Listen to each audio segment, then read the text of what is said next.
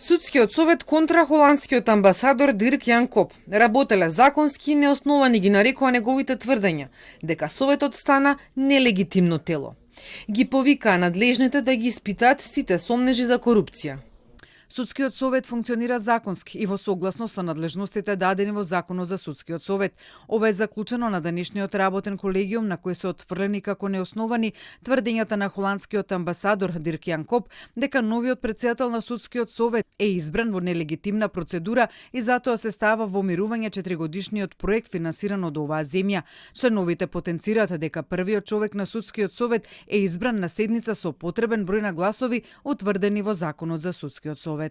Амбасадорот на Холандија во интервјуто испрати директни и јасни критики дека има видливи знаци на политичко влијание кај изборот на обвинителството за организиран криминал, во изборот на кандидати во Академијата за суди и јавни обвинители, но и на политичко влијание практично во сите судови. Забележува и дека предметите на СЈО тонат, а состојбата со корупцијата се влошува. Тој обзнани дека Холандија ставила во мирување еден голем проект поврзан со судскиот совет.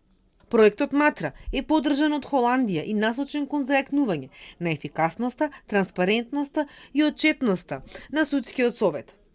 Почна во 2020 и трае 4 години. На веб страната на Судски може да се види дека членовите имале повеќе конференции и работилници во рамки на овој проект, кој се наоѓа во третата година од реализацијата. И токму во време кога треба да се видат позитивни резултати од наученото, во насока на подобрување на транспарентноста и отчетноста.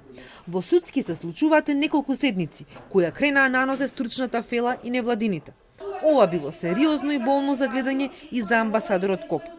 Покрај бројните неправилности лоцирани на седницата на која Данева беше разрешена пред очите на јавноста, следуваа и затворени седници, на кои предходничката на Ѓоргиев беше повторпат разрешена, а јавноста беше исклучена без да се почитува законската процедура. И тоа факти за вашите искажувања не може да давам, вие ако знаете